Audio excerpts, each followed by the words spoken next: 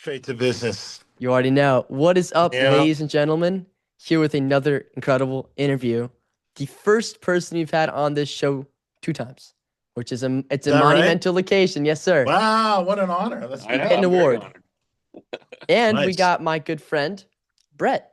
So this dream team over here of Mr. Claude and Mr. Brett make up Soundspace at Rabbits, which is probably the biggest, the most important, and of course the one that I'm most familiar in terms of studio space, rentals in the Asheville area. When I first reached out to interview Claude, the first person that picked up, the first person that helped me was Mr. Brett. And that's how it started about more than a year now, which is kind of crazy to Yeah. think about, you know?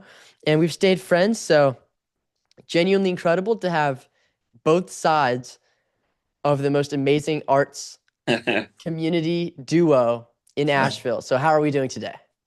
Great. We're doing great. We're rainy, but we're doing well, really well. Oh, it Oh, was wow. really rainy last night. A couple Mhm. trees fell down.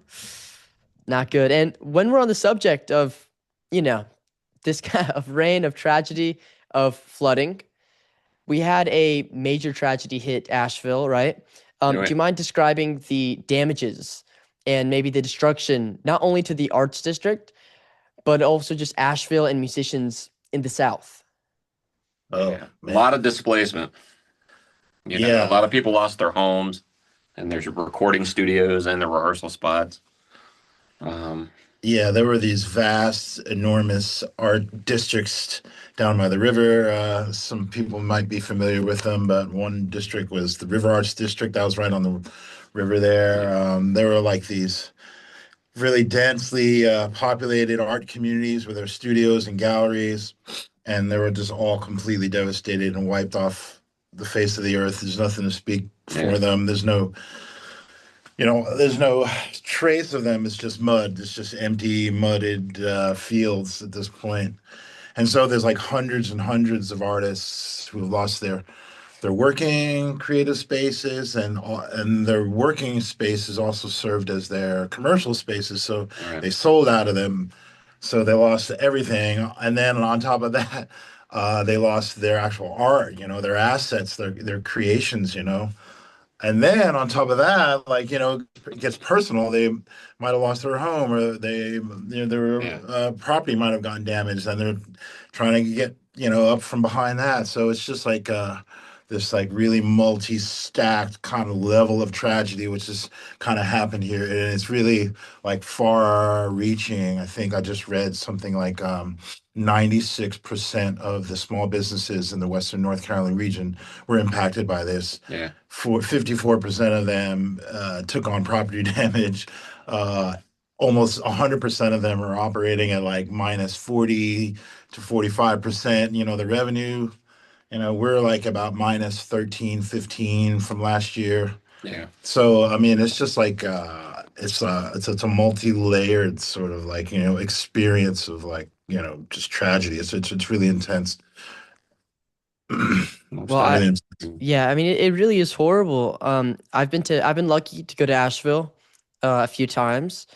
Maybe the last time was in early 2023. And so I got to experience the River Arts District. I remember driving through it. I remember eating there. I remember going to some galleries. I mean, for those who haven't been to Asheville, it is genuinely this incredible, beautiful, artful place, where all creatives can join forces and make art. And to see this horrible destruction happen, like I said, like you said, really just is a tragedy, a true, true tragedy. And Soundspace at Rabbits being this big establishment for artists, for musicians to work together to make art. I was wondering, maybe for both of y'all, right? I mean, I'm sure there were some institutions when you were growing up, when you were just getting to music, that helped you become the incredible musicians you are now. Do you mind describing some of the original, I mean, maybe like the OG Soundspace at Rabbits, like the OG rental locations, the OG recording locations that y'all had in your personal lives growing up and becoming the most incredible musicians ever? You're too kind. You mean like ever? Well, I mean, when I lived in Florida, we had a place that we would rehearse at called Circle Rehearsal. And it was just a big bunch of warehouses that were not insulated. So every single metal band that played there could hear one another, and it was very cacophinated and just like hard to follow along with what you were doing. But few beers in, everything would start to vibe. But yeah, I remember that that was probably back in the early to mid '90s.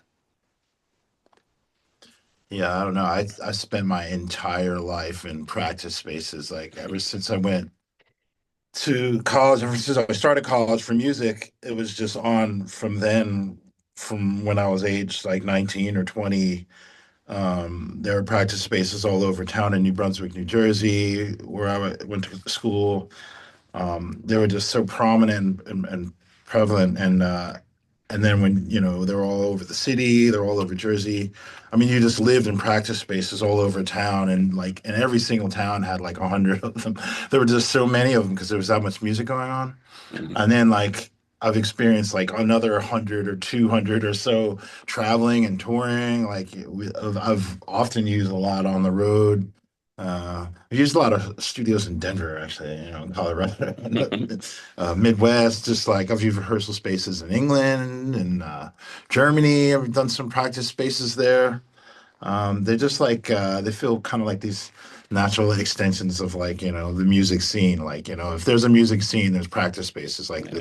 and it's the reason there is a music scene is because of practice spaces. They're like these incubators. It's just like it makes sense because not everybody has like a space to do that and practice, especially regularly. And so, when I moved to Asheville about 14 years ago, it was like that for me. I was an impediment on like just getting down and doing my work and like being productive and creative. Like I was trying to practice and run rehearsals in my house and in Boy Scout camps and Crawl spaces, you shipping know, containers. church basements, yeah, what you call storage Yeah. facility and stuff like that. We were just like, what the heck? Why is it like this? Asheville is like a world class scene here. Like Yeah. why is something like this not exist here in Asheville? And the funny thing I like to joke about is like since we've like went on and founded this, like I've been given my answer like 100 times because it's been a pretty hairy, bumpy ride, but it's like it's a true calling for us. For our mission is Yeah. righteous, and we just kind of believe in it. And we're just like trying to push through it all. Pandemics, after hurricanes, after recessions, after political upheaval, Yeah. everything one after the other is just like throwing left hooks and right hooks at us. But yeah, we're musicians, Brett and I.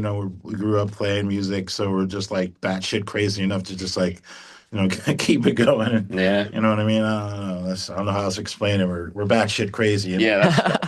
That explains it. yeah. Yeah. When I do my pitch deck presentations, my Shark Tank mode, I'm going to use that next time when I'm at the meeting table for my next group of investors. No, that's actually perfect. And for anyone that doesn't do this stuff, do this shit, it's hard to understand. But once you get in it, once you live it, you breathe it, you eat it, it makes so much sense. I mean, I don't do anything anywhere as influential as y'all, but I let my friends use my basement to record and to play, and shit gets loud.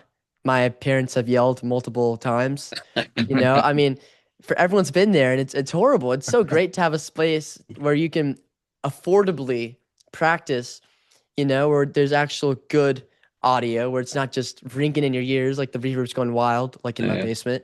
It really is great. And to see the involvement, because I know Brett knows this, is that I run a booking label. I make CDs and whatever, and I book shows in Atlanta. And I mean, that's nowhere near as what y'all are doing, but even getting a taste of that is like, holy crap, it's a lot of work. Like It you're is. always getting calls, you're always getting emails, you're always trying to get bands to come. Sometimes it works, sometimes it doesn't. And so I totally relate to y'all on this. I mean, music is hard. You don't make money off of music. Yeah. Like it's this, and especially we're talking about the world ending. I mean, politics, it's going crazy right now. I mean, every single day I look at CNN, I look at the news, and I'm like, how is this not The Onion? How is Right. this not satire? Every single day it gets worse and worse and worse, Mm. And then I don't know if you heard, last night, tsunami. Yeah, yeah. It was like 8.8 earthquake in Russia, and now tsunami alerts all over California, In Hawaii. Hawaii. Yeah, What's going yeah, on? yeah, man. You I know, think the Earth's just tired, man. It's like I'm done with you. Yeah, they're the earth sick of us. is Yeah, spasming, it's yeah, kind of like, reflect. yeah, It's a reflex, yeah. kind of Yeah. everything going on. I don't know. Well, I know one way we can help prepare the earth. I know one way we can help prepare the Soundspace, right? So let's talk about the GoFundMe, right? I know that as soon as this interview is done, I'm going to donate some money to this. I know that everyone Sweet. watching should donate some money to this. I know that I'm going to try to convince my parents to let me go to Asheville, go see some shows. Maybe Great. at the Orange Peel, maybe at I think the Gray Eagle, right? That's one of the Mhm. venues. Go look around, explore, maybe see y'all. So let's talk about this, right? We're Mhm. almost a fifth of the way to our goal. And I know that there's plenty of damage surrounding the venue. So do you mind telling me the damages that the venue has and where this money is going to go to help fix the beautiful institution? Yeah, exactly. The money will be going towards building a retaining wall. We had a landslide in the back of our building, which came up to about a foot of our building on where the C room's at. So we've had them come out and test our structure underneath, which is fine. We have no fractures in the building, but more weather, more rain could cause even more erosion, and that would not be good. So we're just that's what our GoFundMe is for, is to build that wall in the back to help you know sturdy our foundation here. Yeah, but we had 3 solid days of rain. Yeah, It oversaturated the property and the ground. You could probably just kind of stick your fist into the ground at any point and like sink it like 2 feet into the ground. It was just like a sponge. And so yeah, like we have a hill behind our property going down to a stream that yearly is running. Everything just collapsed. And it collapsed up until about a foot of the building, like on the corner. It's just like a sheer drop off, ravine right on the corner of the building. It looks like an act of God or something, but we kind of survived. But yeah, we're gonna have to, as Brett mentioned, we have to put in this ginormous retaining wall that's gonna like run the entire length of our plot, pretty much on our property. It's gonna be probably over 10, 12 feet high. So all the costs associated with that, we have to raise money for because like a lot of businesses around here, we have no flood insurance. right. And our insurance like explicitly states like, and ginormous like, 50, point type, on our policy, like does not cover landslides, mudslides, Right. and on and on and on. Everything that exactly happened to us. So we have no coverage with it. And so we're going to have to kind of, come up with some funds out of pocket. And so we're raising money to pay for, the whole process, excavation and the regrading and then the building of the wall. We just actually kind of like cleared our first little milestone with raising that where we can get our plans in, become prepared to have our plans and Yes, our drawings brought in, the first step there. which is really great. So now we're just kind of raise the rest of it, and then we're gonna go the rest of the journey. And I Yeah. think we can do it. We've had like really great luck in the past, a lot of community win in our sale, and And we have talk of doing a fundraiser outside of the GoFundMe as well, and pulling some bands together and having an evening of it. So yeah, I'm gonna lean on some of my famous friends. No, that's my speed right there. I'm telling you. I mean, for Peg Leg Records, shameless plug, we only do charity shows. And fair I'd enough. be happy to for our next charity show to go to y'all because we've done Atlanta Homeless. The last one we did was for a Gazan family, Okay. and you'd be surprised. I mean, this is a small ass show with two out of state bands. We had 200 people show up, Nice. and that's me. Yeah. I can't even start to comprehend what y'all could do with everything going on, and I mean, who Mhm. knows if these bands are famous enough? We could have some Atlanta friends come up, come and join y'all. That would be amazing. Yeah, it'd I'm be looking awesome. forward to it. Yeah. And So, That'd be do awesome. you want to MC this fundraiser and be our guy with the camera? Wow, I just heard a job offer right there. Yeah. oh, Yes, Hey. I wouldn't turn that down. You're a natural. Yeah, I put my vote in there for Jay. let's talk. Let's Yeah, let's go. we'll I talk would love after that. the interview. And the funny thing that you were, talking about the wall. This is the one time we want to build the wall. Yeah. Right. This is the one wall we want to build. Yeah, we need So this one. for all the friends looking out, I mean, Mhm. we've had one pretty bad wall in the past, one killer Okay. wall. This is the opposite of that, right? This is building it's funny, it's the opposite. I mean, building Asheville up. Who can say no Yeah, to that? man. That's right. This is the wall of support. I absolutely love it. And I know that venues were also really hit hard. Yeah. I haven't been lucky enough to go see a show in Asheville, but I've seen shows all over, the South. And I was wondering, maybe let's walk through, the good times in Asheville. What are some of y'all's favorite shows that you've seen at these institution venues in Asheville? Oh man. That's a good question. Um, It's hard to answer too because there's like so many great venues. Yeah. But there have been some So many pretty great bands here. yeah, there's been some like shocking closures from the world events in the last 8 years, pandemic to now. We lost a great venue here too during the hurricane. Yeah, just recently Yeah. with the Helene, we lost Salvage Station. Salvage Station. Yeah.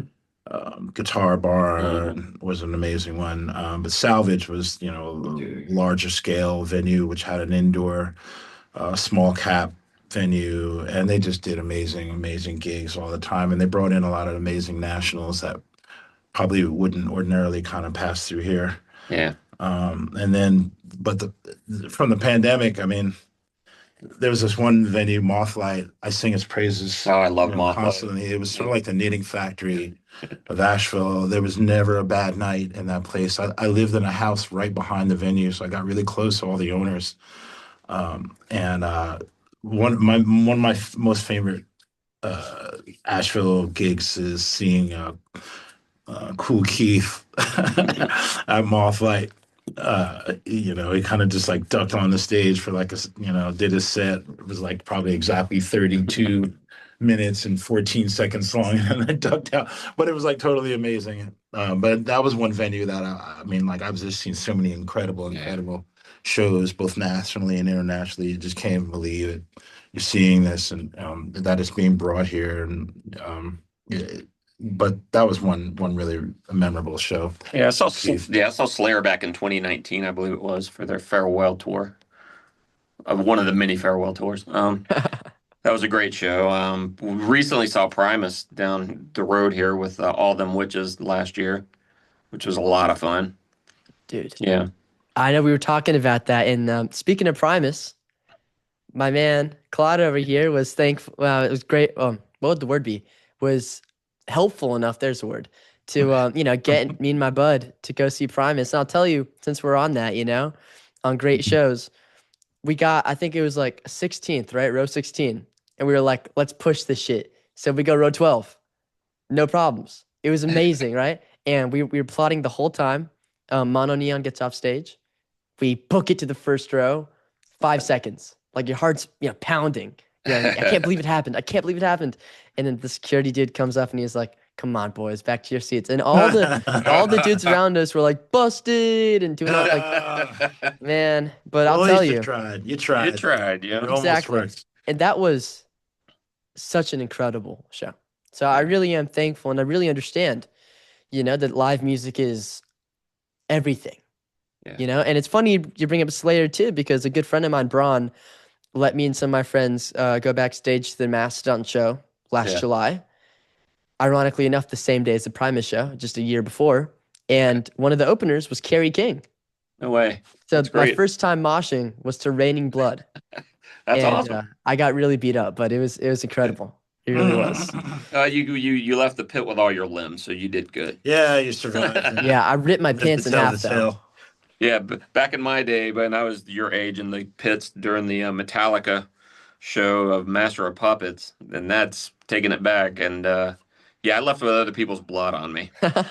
That happened to me 2 weeks ago. I got punched in the jaw, and I looked at my hand, and there's blood all over my hands, and I'm like, "Where did this come from?" And I look at my friend, and his nose is just like Niagara Falls. Oh no. Great times, but I just really have to agree with y'all, and I think everyone watching has to empathize and understand, and even if you can't help out, just share the link, which will be below. It's going to be somewhere on the screen at some point as soon as I can figure out how to do it, and just make sure that everyone knows that, I mean, we need to rebuild. We got to make it happen. We need to help Asheville, just as Asheville has helped us create so many incredible bands and have this amazing scene.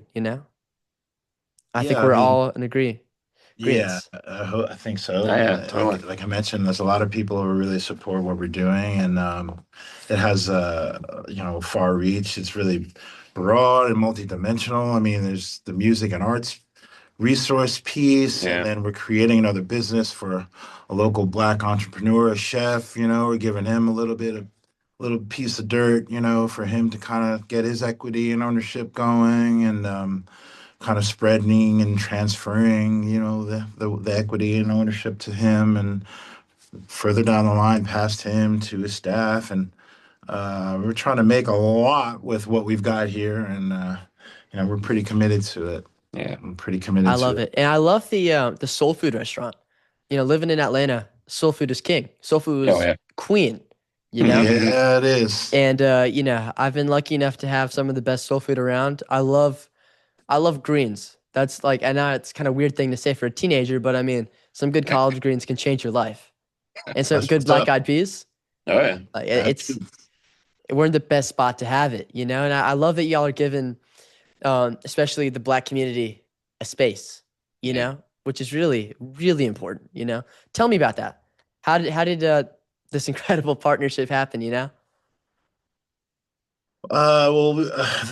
chef that we were introduced to it was brought to us by a business consultant in town here, kind of during the period where we were in startup and we were going around looking for properties and we're trying to get our development kind of seeded and from the beginning. But we always knew that when we got the property, we immediately knew that we had to recreate a soul food kitchen because that was a part of what this property was. It was a soul food kitchen for like 60 years or something. Yeah. The soul food kitchen lasted longer than the motel. Yeah. So And so, yeah, just by it was just serendipitous meeting. This woman, Stephanie Tweedy, in town here, really important business consultant and activist, really brought Clarence around to us. And Clarence grew up behind this property. He had an aunt that died from here from an altercation that she was stabbed over a it pack of wasn't from the cigarettes. food. It It wasn't from was the. over a pack of cigarettes. But so Ooh. he has all this incredible history. He's really closely tied to this property, and he's like fifth generation Asheville, and he's this local, cook celebrity. He's been on a couple food competitions, and he's just a really, really Yeah. awesome, like inspiring guy. And he was brought to us by this woman just through other people and through other channels. And he comes in, and I'm sitting across the table. And I'm like, "Yo, Clarence, nice to meet you. We bought this place called Rabbit's Motel, and we're going to build out the shell and make a restaurant. And, what do you think? Can it be yours?" And he was just like, he was just like, kind of like, stammering and just like kind of almost brought to tears about it because he had never met us before, but like he grew up in rabbits. He knows plenty about rabbits, and so all of a sudden there was this guy, telling him he was going to start his own restaurant, and a restaurant that he like, kind of like, played around with and ran around with his family, Yeah. and that's how he was connected to us, to get him to be the chef, and he's been holding out, as long as it's been taking us to get to now. He's been just kind of waiting and biding his time. God bless him. And Yeah. but he keeps busy. He runs a food truck around town. He parks it here a few days a month. He's busy with catering. I mean, his name is all over the place. His food is all over everybody's fingers. And when you eat his food, you're licking your fingers because like the flavor calls himself the flavor king, and it's like he has some sort of supremacy going with flavors. I don't know Yeah, what it I is. think Like, he's a warlock. yeah, I think he's some kind of sorcerer or something, man. It's shit is incredible. So we're like really, excited for that. More people are more excited about the soul food kitchen than, what we're doing here for the arts community. They're like, it's a what? It's a what? Did you say soul food? I'm like, yeah, man. There's gonna be food. It's gonna be food. Yeah, it's gonna be cornbread and ribs, man. Yeah. Oh my, dude, y'all are making me just want to come up like right now. It sounds so good. And people don't understand, the importance of good ribs, good cornbread. Yeah. Like we were saying, and I can imagine something better than getting your band together, getting a good practice session, trying out the new songs, and then walking not even 50 feet to get some like bomb ass food, It's going to be a really fun environment for sure. It's just like this self-contained hub of, really, really fun creative activity and tasty food and, Yeah. good folks and, people are going to be creating here, which is like the most important part. We're like, helping like, put gas in the tank for the engine, the creative engine around here. And, because that's really the driver around here. It's an economic driver and it's like the heart. It's like, like I'm sort of repeating myself in our little pitch video, but I mean, it really truly is like, the soul of Asheville is like creativity and the arts and expression and all that. And so, we're going to do what we can to keep it around. I love it. I absolutely love Mhm. it. And, we're talking about music. So I'm going to talk about y'all's music, Now, Mhm. Brett, I know that there's a certain band of yours that's been a hit around my friends. Every All single right. time they come up to me and they ask me, what's going on with the Beard Cult? What's going on with the Beard Cult? What's going on? Oh, Electric Snowman this, Electric Snowman that. I mean, I'm telling you, they're all over it. Nice. So, That's cool. You guys got to play Atlanta, it sounds like. oh Yeah. no, we're booking them. Don't worry, we got that. It's in the plans. Right. We So have a few things to discuss after this. Yeah. We're moving and shaking here. hell Yeah, yes. so we're actually working on a new drummer right now. His name is Horton. He's a tattoo artist here in town, and just a solid drummer. He's pretty great, right? Yeah, he's really good. He's pretty good. Yeah, and Ooh. he's learned all the material like super quick, and then we actually had pushed us to even write a few extra like new tunes that we're going to be putting an EP out probably later this year. So and we're Sean's going a little more guttural with his vocals though. We're not gonna be so ethereal. We're looking at more I guess the how'd Claude put it last time? Like we're a thick crunchy peanut butter. Like, and it's like yeah, it's gonna be a little more gravelly. So so yeah, it's we're doing good, man. Love to And hear it. I'm doing solo stuff as well. So Oh yeah, I forgot about that. Yeah, Yeah. you're like electronic, kind of like, Yeah, my you glitch know, wave. glitch. Yeah, That's the word. Yeah, glitch yeah, wave. Glitch Wave. glitch I wave. love it. It's fun stuff, man. I just like writing and creating. So it's I've always done that since I was 12 years old and I got my first 4-track recorder. I've always been experimenting with new sound and just trying to take it a little further. Mhm. So yeah, my new album Lanier is doing very well. And Mhm. that's my middle name, by the way. So that's that this company this I'm working with called Media Creature Music. They're wanting me to change my name to Lanier as the artist name, and I'm like, I don't know. There's we'll see about that. And you got to grow out the beard, right? Well, man, I think I'm gonna be the Frank Beard of the Beard Cult, man. Oh, okay. Yeah, I'm not gonna. The last time I grew my beard out, man, I was hanging out with my wife, and I was like, man, what does that smell? And then I was like, oh my gosh, it's my beard. I was like, it's time to shave this thing. So I took it off, and I've been much happier since. So I Yes. guess. I mean, you got to do what you got to do, right? And yeah, I'll tell yeah, you, tattoo Yeah. artists, I don't know what's in their blood. It must be the ink, yeah, because it's insane. The music. I mean, my favorite is Aaron Turner. Now, don't yeah, tell my mom, but I'm trying to, come 21. I'm trying to make my pilgrimage up to Seattle and meet with him and try to get something done. Because I mean, the music the dude makes and the art he makes is out of this world. And I'm lucky to actually be friends with him, you know? That's So great. it's insane. You got a real one there. You got a real one. And tell me, Claudia, we got any new bands, got any new music going? Uh, I kind of been dabbling in a lot of studio stuff that comes and goes while I've been here in Nashville. I mess around locally with some a couple steady gigs I play for just for shits and giggles. I've been trying to sort of intentionally kind of like contract a little bit and kind of stay put with the business here. I'm really kind of focusing my energy on that and trying to get it the phase two finished with the kitchen and the art studios, and trying to get us like solvent and stable and in the black, well in the black, and so I've kind of been focusing a lot of my time and attention on that. But I have been dabbling here and there, playing gigs, at the odd brewery here and there, and doing a bunch of recording that comes around. I get a lot of stuff that flies across my desk. And I'm like, yo, that's great, that's great, that's great. And that's an easy enough thing to sort of commit to. I can kind of go in and do some recording, and there's a lot of really incredible studios around here that I'm friends with a lot of the owners, and we have great relationships. So it's been really great like that, and I've been actually really enjoying my music sort of space lately. But I am starting to get a little bit more itchy with writing with my group Monla, and We're even threatening to start something. But oh yeah, he's gonna play guitar. we'll probably Oh, Yeah. I would love that. I mean, it's get back into beautiful. things though. Yeah, it's good. It's beautiful seeing all the music. It's beautiful just creating stuff, and I'm sure y'all know that there's always hunger. We're always hungry for new music from both of y'all, and there's always going to be the people, that expect music. Then there's like people that expect, they're just wanting to eat whatever y'all make.